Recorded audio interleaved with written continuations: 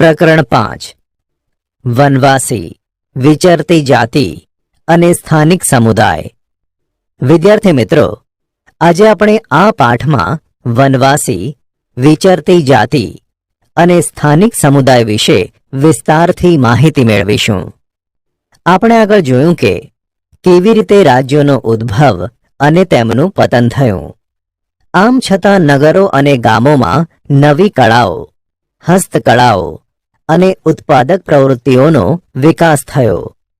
આ સમયગાળામાં કેટલાક મહત્વપૂર્ણ રાજનૈતિક, સામાજિક અને આર્થિક પરિવર્તનો થયા. પરંતુ સામાજિક પરિવર્તન બધી જગ્યાએ એક સરખું ન હતું. વિવિધ સમાજ અલગ અલગ રીતે વિકસિત થયા. આવું શા માટે થયું તે સમજવું જોઈએ.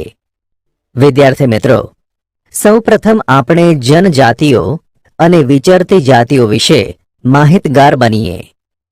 જનજાતિઓ અને વિચરતી જાતિઓ.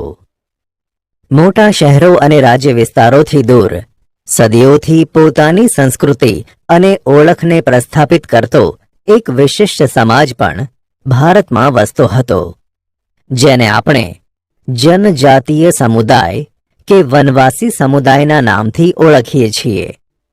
આ સમાજ તે સમયની સમાજ વ્યવસ્થાથી દૂર હતો.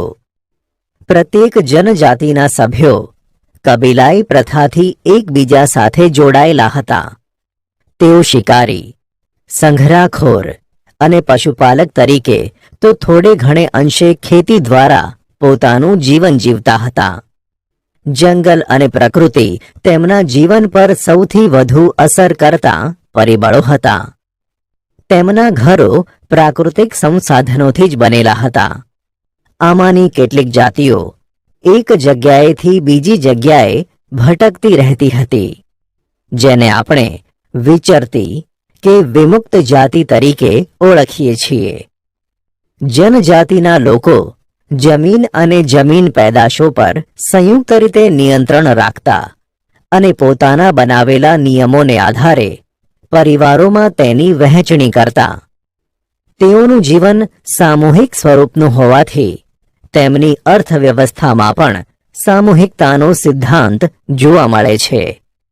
જુદા જુદા સમુદાયોમાં સામાજિક સમાનતા જોવા મળતી હતી. ઉપખંડના વિવિધ ભાગોમાં ઘણી મોટી જનજાતિઓનો વિકાસ થયો. સામાન્ય રીતે તેઓ જંગલો, પહાડો, રણ અને દુર્ગમ જગ્યાઓ પર નિવાસ કરતા હતા. કેટલીક વાર તેમના કરતાં વધારે શક્તિશાળી સમાજ સાથે તેમનો સંઘર્ષ પણ થતો. આમ છતાં જનજાતિઓએ પોતાની સ્વતંત્રતા ટકાવી અને સંસ્કૃતિને બચાવી રાખી. જાતિ આધારિત સમાજ અને જનજાતીય સમાજ વિવિધ જરૂરિયાતો માટે એકબીજા પર નિર્ભર હતો. સંઘર્ષ અને નિર્ભરતાના સંબંધને કારણે બંને સમાજમાં ધીરે ધીરે પરિવર્તન આવ્યું.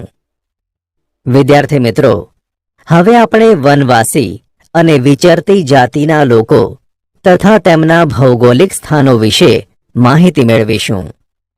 વનવાસી અને વિચરતી જાતિના લોકો. સમકાલીન ઇતિહાસકારો અને મુસાફરોએ વનવાસી અને વિચરતી જાતિઓ વિશે બહુ ઓછી જાણકારી આપી છે. કેટલાક અપવાદો બાદ કરતા જનજાતિના લોકો પાસે લેખિત દસ્તાવેજો મળતા નથી. પરંતુ વનવાસી કે જનજાતિ પ્રજા પોતાના સમૃદ્ધ રીત રિવાજોનું અને મૌખિક પરંપરાઓનું રક્ષણ કરતી હતી. આ પરંપરાઓ નવી પેઢીને વારસામાં મળતી હતી.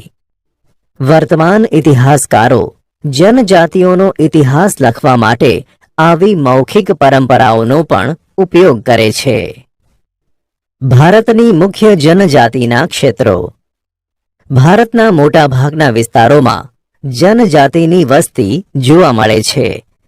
જનજાતિનો વિસ્તાર અને પ્રભાવ સમયની સાથે બદલાતો રહેતો. કેટલીક જનજાતિ ખૂબ શક્તિશાળી હોય મોટા પ્રદેશો પર નિયંત્રણ ધરાવતી. જેમ કે 13મી-14મી સદી દરમિયાન પંજાબમાં ખોખર જનજાતિ અને ગખ્ખર જનજાતિ મુખ્ય હતી. આ જનજાતિમાં આવનાર કમાલ ખાન, ખખ્ખરને અકબરે મનસબદાર બનાવ્યા હતા. મુઘલો પહેલા મુલતાન અને સિંધમાં લંઘા અને અર્ધૂન જનજાતિઓનું આધિપત્ય હતું. ભારતના ઉત્તર પશ્ચિમ ભાગમાં બલોચ જનજાતિ સૌથી શક્તિશાળી હતી. તે વિવિધ નેતા ધરાવતા નાના નાના કુળોમાં વિભાજિત હતી. પશ્ચિમ હિમાલયમાં ગડ્ડી ગડરીઓ નામની જનજાતિ મુખ્ય હતી, જ્યારે ભારતના ઉત્તર પૂર્વ ભાગમાં નાગા, કુકી, મિઝો, અહોમ અને અન્ય જનજાતિઓનું પ્રભુત્વ હતું. હાલના બિહાર અને ઝારખંડના કેટલાક વિસ્તારોમાં 12મી સદી સુધી ચેર સરદારોનું આધિપત્ય હતું. ઈસવીસન 1591માં અકબરના સેનાપતિ રાજા માનસિંહે ચેર જાતિ પર હુમલો કરી પરાજિત કર્યા, પરંતુ તેમને સંપૂર્ણપણે આધીન બનાવી શક્યા નહીં. ઔરંગઝેબના સમયમાં મુઘલ સેનાએ ચેર જાતિના ઘણા કિલ્લાઓ કબજે કરી તેમના પર પ્રભુત્વ સ્થાપિત કર્યું. આ વિસ્તારની બે મહત્વની જનજાતિઓ મુંડા અને સંથાલ હતી. આ જનજાતિઓ આ વિસ્તાર ઉપરાંત ઓડિશા અને બંગાળમાં પણ રહેતી હતી. કર્ણાટક અને મહારાષ્ટ્રના પહાડી વિસ્તારોમાં કોળી, બેરાદ અને બીજી કેટલીક જનજાતિઓ રહેતી હતી. દક્ષિણ ભારતમાં કોરાગા, વેતર, મારવાર અને બીજી જનજાતિઓના લોકો મોટી સંખ્યામાં વસતા હતા. ભીલ આ જનજાતિઓમાં સૌથી અગત્યની જાતિ હતી, જે જાતિ પશ્ચિમ અને મધ્ય ભારતમાં ફેલાયેલી હતી. 16મી સદીના અંત સુધીમાં તેમના ઘણા ખેડૂત અને જમીનદાર તરીકે સ્થાયી થયા હતા. જો કે કેટલાક ભીલકુળ શિકાર અને અન્ન સંગ્રહ સાથે જોડાયેલા રહ્યા. હાલના છત્તીસગઢ, મધ્યપ્રદેશ, મહારાષ્ટ્ર અને આંધ્રપ્રદેશમાં ગોંડ લોકોની વસ્તી વધુ છે. ગુજરાતમાં આરાસુરથી ડાંગની પૂર્વ પટ્ટીના વિસ્તારની જનજાતિઓ લગભગ 4 સદીથી આ પ્રદેશમાં પોતાની વિશિષ્ટ સમાજ વ્યવસ્થા અને સંસ્કૃતિને સાચવીને બેઠી છે, તથા આધુનિક સમય સાથે કદમ મિલાવીને પ્રગતિ કરી રહી છે. આ જાતિના સ્થાનોને કોષ્ટકના માધ્યમથી સરળતાથી સમજીએ. આ કોષ્ટક ધ્યાનથી વાંચો. વિચરતી અને વિમુક્ત જાતિ. વિચરતી અને વિમુક્ત જાતિના લોકો પોતાના પશુઓ સાથે દૂર દૂર સુધી ફરતા રહેતા. તેમનું જીવન મોટે ભાગે પશુપાલન પર આધારિત હતું. તેઓ સ્થાયી ખેડૂતો પાસેથી અનાજ, કપડાં, વાસણ અને અન્ય વસ્તુઓ માટે ઊન, ઘી વગેરે વસ્તુઓનો વિનિમય પણ કરતા હતા. કેટલીક વિચરતી જાતિઓ જાનવરો પર સામાન લાદી એક જગ્યાએથી બીજી જગ્યાએ લઈ જઈ વસ્તુઓનું ખરીદ વેચાણ કરતી હતી. વિદ્યાર્થી મિત્રો, હવે આપણે ભારત અને ગુજરાતના સંદર્ભમાં વણજારા જાતિ વિશે જાણીએ. વણજારા ભારત અને ગુજરાતના સંદર્ભમાં. આ બધી વિચરતી વિમુક્ત જાતિઓમાં વણજારા સૌથી અગત્યના હતા. તેમનો સમૂહ ટાંડા કહેવાતો. અલાઉદ્દીન ખલજી દિલ્હીના બજારો સુધી અનાજ અને ચીજ વસ્તુઓ લાવવા લઈ જવા માટે તેમનો ઉપયોગ કરતો. બાદશાહ જહાંગીરે પણ વણજારા દ્વારા બળદો પર અનાજ લાદીને શહેરમાં વેચવાના તેમના કાર્યનો ઉલ્લેખ કર્યો છે. ખાસ બાબત તો એ છે કે યુદ્ધ દરમિયાન વણજારાઓ બળદોની પૂંઠ દ્વારા મુઘલ સેના માટે અનાજ અને ચીજ વસ્તુઓ લાવતા હતા. એક રીતે જોઈએ તો વણજારા ભારત અને વિશ્વ વચ્ચેની કડી હતા. મધ્ય એશિયાથી અનેક ચીજ વસ્તુઓ તેમના દ્વારા ભારતમાં આવતી અને ભારતથી બહાર જતી. વિદ્યાર્થી મિત્રો, હવે આપણે સંસ્કૃતિ વિશે જાણીએ. જનજાતિઓ અને વિચરતી જાતિઓની સંસ્કૃતિ. કેટલીક વિચરતી વિમુક્ત જાતિઓ ઘેટાં બકરા, ઘોડા, ગાય, ભેંસ અને બળદના વેપાર સાથે પણ સંકળાયેલી હતી. વિવિધ જાતિના નાના મોટા ફેરિયાઓ એક ગામથી બીજે ગામ જઈને જાતે બનાવેલા દોરડા, ઘાસની ચટાઈ અને મોટા થેલા વેચતા.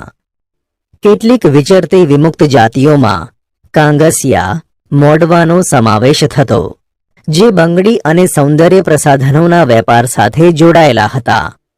કેટલીક વિચરતી જાતિઓમાં નટબજાણિયાનો સમાવેશ થતો. તેઓ વિભિન્ન અંગ કસરતો દ્વારા લોકોનું મનોરંજન કરતા. ગુજરાતમાં વણજારા, માલધારી, નટબજાણિયા, કાંગસિયા જેવી વિચરતી વિમુક્ત જાતિઓ જોવા મળે છે. જનજાતિઓમાં આવેલ સાંસ્કૃતિક પરિવર્તન. અર્થવ્યવસ્થા અને સમાજની જરૂરિયાતો વધતા નવા કલા કૌશલ્યો ધરાવતા લોકોની આવશ્યકતા ઊભી થઈ. સમાજ જુદી જુદી જાતિઓમાં વિભાજિત થયો. બીજી બાજુ ઘણી જનજાતિઓ અને સામાજિક જૂથોને જ્ઞાતિ આધારિત સમાજમાં સમાવી. તેમને જાતિનો દરજ્જો આપવામાં આવ્યો. આવી જાતિઓમાં વિશિષ્ટ કૌશલ્ય ધરાવતા સમુદાય મુખ્ય છે. હવે વર્ણને બદલે જાતિ સમાજના સંગઠનનો આધાર બની. વનવાસી અને વિચરતી જાતિની ઉપલબ્ધિઓ. ગોંડ અને અહોમ.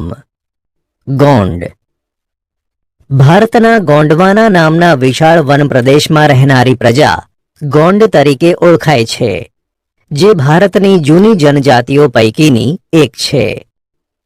તેઓ સ્થાનાંતરિત ખેતી કરતા નાના નાના કુળોમાં વહેંચાયેલી વિશાળ ગોંડ જાતિમાં પ્રત્યેક કુળનો એક રાજા હતો. અકબરનામામાં નોંધાયું છે કે ગઢકટંગાના ગોંડ રાજ્યમાં 70,000 જેટલા ગામડાઓનો સમાવેશ થતો હતો. તેમની રાજ્ય વ્યવસ્થા કેન્દ્રીકૃત હતી. રાજ્ય ગઢમાં વહેંચાયેલા હતા. દરેક ગઢ પર એક ખાસ ગોંડ કુળનું આધિપત્ય હતું. દરેક ગઢ 84 ગામોના એક એકમમાં વહેંચાયેલો હતો, જેને 84 તરીકે ઓળખતા. દરેક 84 12 ગામના એક પેટા એકમ 12 હોતોમાં વહેંચવામાં આવતી. મોટા રાજ્યોના ઉદય સાથે ગોંડ સમાજમાં પણ પરિવર્તન આવ્યું. મૂળભૂત રાજપૂત તરીકેની માન્યતા મેળવવા ગઢકટંગાના ગોંડ રાજા અમનદાસે સંગ્રામશાહની પદવી ધારણ કરી. તેમના પુત્ર દલપતે મહોબાના ચંદેલ રાજપૂત રાજાની પુત્રી રાજકુમારી દુર્ગાવતી સાથે લગ્ન કર્યા.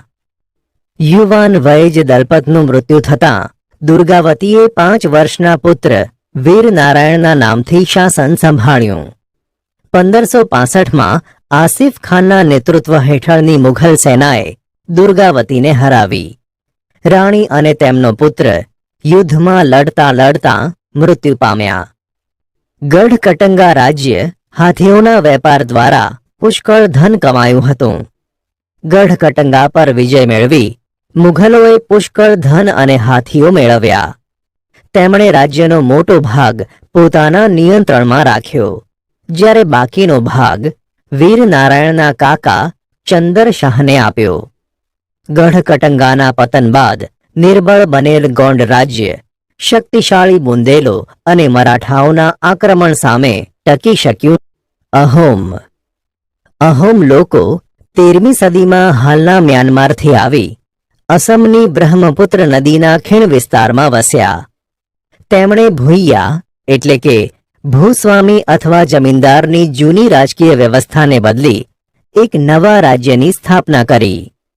16મી સદીમાં ચૂટીઓ અને કોચહાજો રાજ્યોને પોતાના રાજ્યમાં ભેળવી અને આસપાસની જનજાતિઓને જીતીને એક વિશાળ અહોમ રાજ્યની સ્થાપના કરી હતી. 17મી સદીમાં તો તેઓ દારૂગોળો અને તોપોનું નિર્માણ પણ કરી શકતા હતા. જો કે દક્ષિણ પશ્ચિમથી અહોમ લોકો પર ઘણા આક્રમણો થયા. ઈસવીસન 1662માં મીર જુમલાના નેતૃત્વ હેઠળની મુઘલ સેના સામે બહાદુરીથી લડવા છતાં તેઓ હાર્યા. પરંતુ એ વિસ્તાર પર મુઘલોનું પ્રત્યક્ષ પ્રભુત્વ લાંબા સમય સુધી ટકી શક્યું નહીં. અહોમ રાજ્ય બળજબરીપૂર્વકના શ્રમ પર આધારિત હતું. જે લોકો પાસે રાજ્ય માટે બળજબરીથી કામ કરાવાતું તે પાઇક કહેવાતા. દરેક ગામમાંથી નિશ્ચિત કરવામાં આવેલ સંખ્યામાં પાઇક મોકલવાના રહેતા.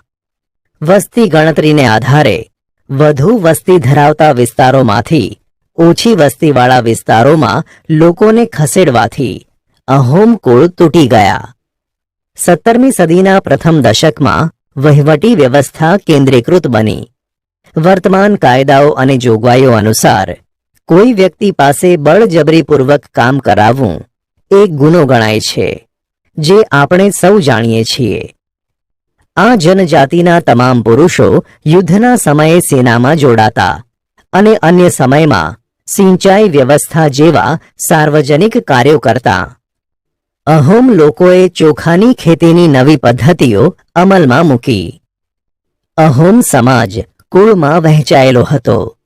તેમના કુળને ખેલ કહેવામાં આવતું.